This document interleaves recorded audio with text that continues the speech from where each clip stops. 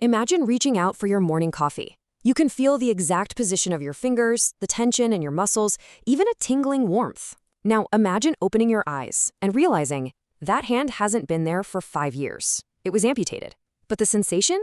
It's not a memory. It's a vivid, real-time, undeniable physical reality. We're diving straight into the deeply mind-bending science of phantom limbs, in what we're calling the architecture of absence. First up, the brain map paradox. Okay, so to understand this, you need to know that inside your brain's outer layer, the cortex, there's a literal topographical map of you. Every finger, your lips, your toes, they all have dedicated neural real estate. Now, for decades, the standard textbook theory, something called cortical remapping, argued that if you lose a hand, well, that brain real estate goes vacant. And because the brain is highly efficient, neighboring areas, like the map of your face, literally overwrite that empty space.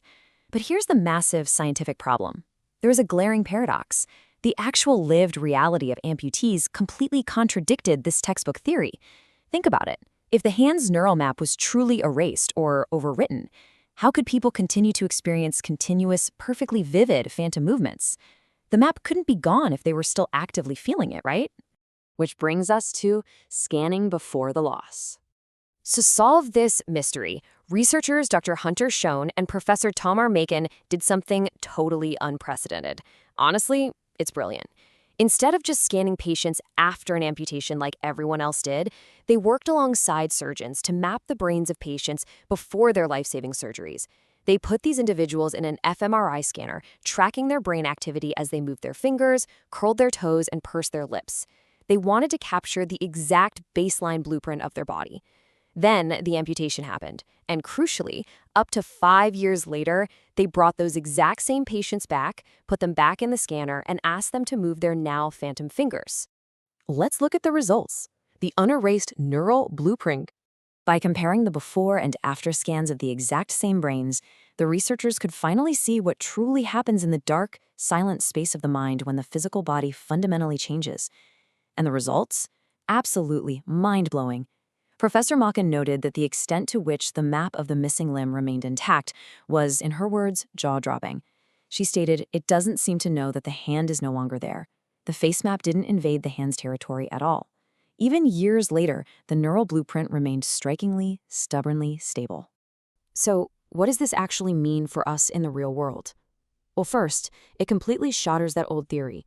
The brain map isn't broken or overwritten at all, it's perfectly preserved. Second, it explains exactly why phantom limbs feel so incredibly real.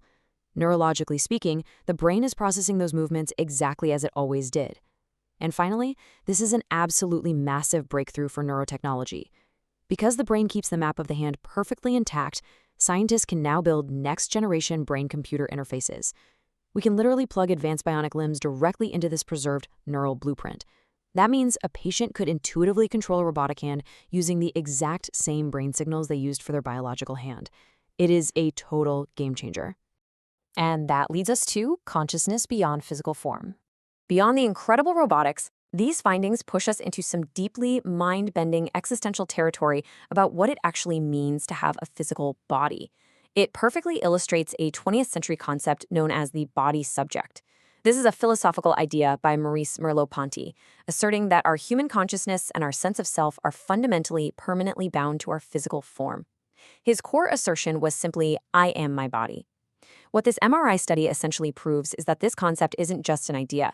It is biologically hardwired into us. The brain has this undeniable, deeply encoded expectation that our physical form exists in its entirety.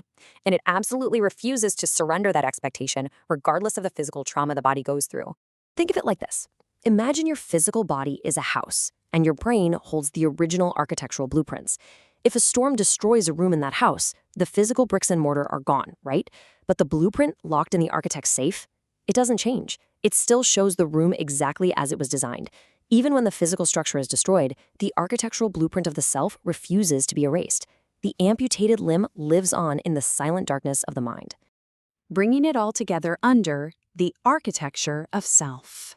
Science has shown us that our sense of self is far more resilient than we ever imagined. The brain holds on to its internal reality with astonishing tenacity, rather than constantly overwriting itself to adapt to physical loss.